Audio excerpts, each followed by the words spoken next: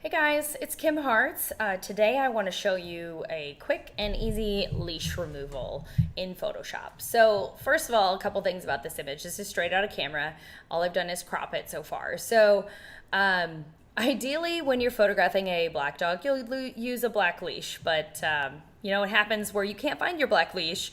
My daughter likes to play with them. Who knows really honestly where it went? But anyways, these type of leashes are great because it's a show lead, so it's very easy to Photoshop out because it's small, and you want to make sure that your client or your assistant holds it taut. So I always let my clients know exactly how to hold it. I will show it to them like, hey, when you have you holding the leash, I want you to hold it like this in a way so that it's not drooped on the dog, because that's kind of a nightmare where you've got this leash kind of wrinkled up on a dog. So this is the easiest way to Photoshop it out. And there's a lot of different ways. I'm sure you've run into a lot of different techniques when you're retouching, be it adding catch lights, Photoshopping out leashes, cleaning up beard stains on dogs, all this other stuff. There's a million ways to do it. So I'm just gonna show you the way that I like to do it. But of course, if you have a way that you prefer, continue to use that. So first of all, I'm going to create a new layer. I gotta get in here first. And I'm going to start with, first I always like to see just how much I can get with a spot healing brush. Sometimes it works, sometimes it doesn't. So I'm going to just kind of,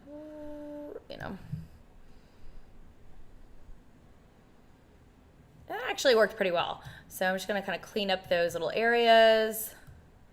This, probably worked decently well because this is actually, it's in studio.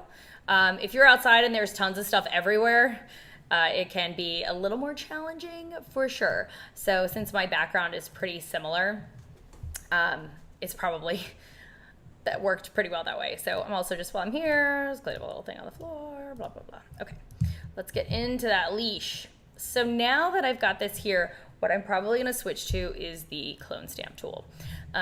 Because what I can do here is really get this in here. And so when your client is holding a leash or your wrangler, you wanna make sure that they don't hold it too tight, that you get this fold over.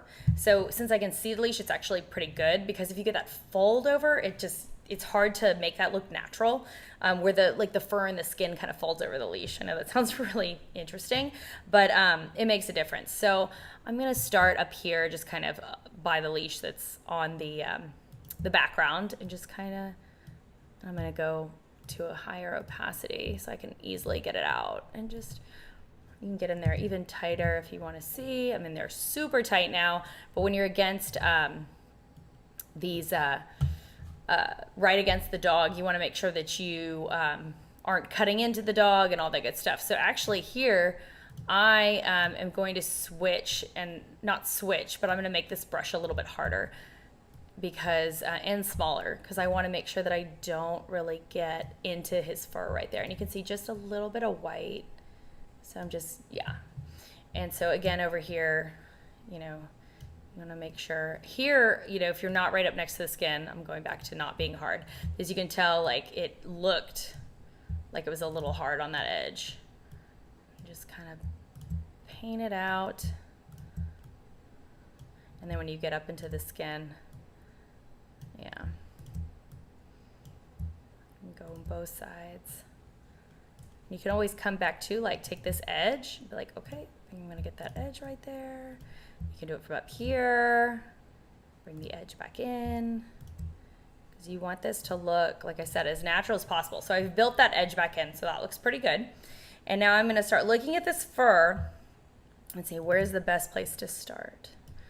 And you just want it to look very natural. So the way you paint it back in, it has to go kind of in the same way the fur falls. Otherwise, it's not gonna look right. So kind of just brush it along the same way. And the nice thing too is if you work on another layer, if you mess something up, you can just literally go back and erase it. So that's why you don't want to work on the original layer, because if you mess it up, you can't really erase. So always have a separate layer for retouching. And so you just kind of paint it back in.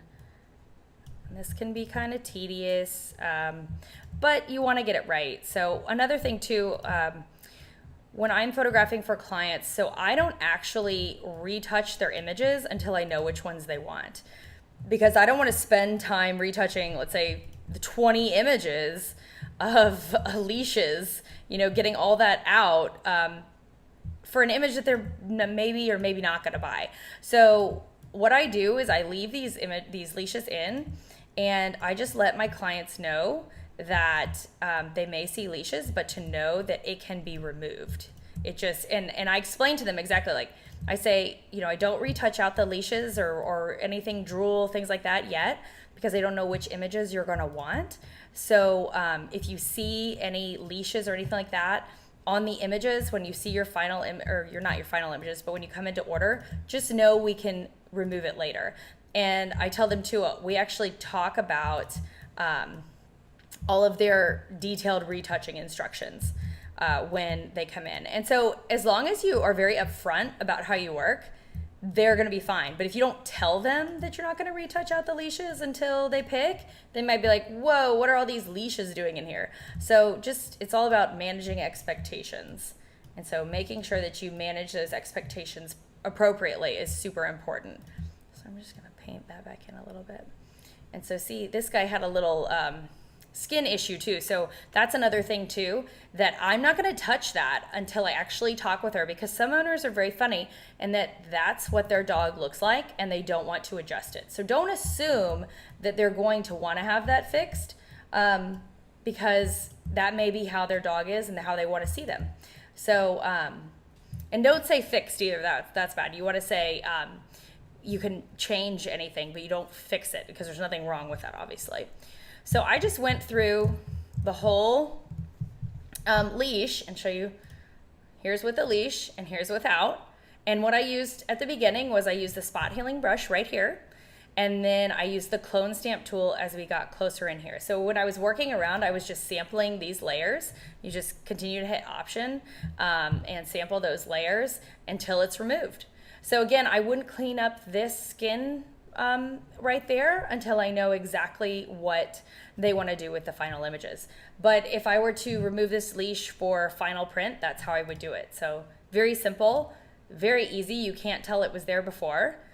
And these leashes are so great. So if you work in studio or in a client's home or any place where you don't have to worry about the dog getting off leash and getting into trouble, these are great. And they come in, I think they come in this color and brown and black. If you are on location and you have to keep the dog's collar on, I would highly recommend those leashes with the very, I can't think of what, the retractable ones, the ones that have the little black that are super thin, because those will be so much easier to retouch out later. You really don't want to stick with a leash that maybe the client brought that's like hot pink and super thick, because that's going to be a pain to retouch out. So try to make your life as easy as possible by bringing a leash that you know is going to be easy to retouch out. And like I said, there's tons of different techniques to do this. This is just one that I have learned over the years and that is super easy and that I use all the time. So I hope you got some good information here and you learned a lot. I'm not going to go into retouching this whole image, but just to let you know, I do my basic edits that you've seen everywhere else, my final edits, and I'd clean up this floor and I'd remove this second catch light that's from the reflector, and that's about it. So again, I hope you learned a lot. If you have your own techniques you like to share, please share them with us. But just real quick, so you see the before and there's the after. So thanks again for tuning in.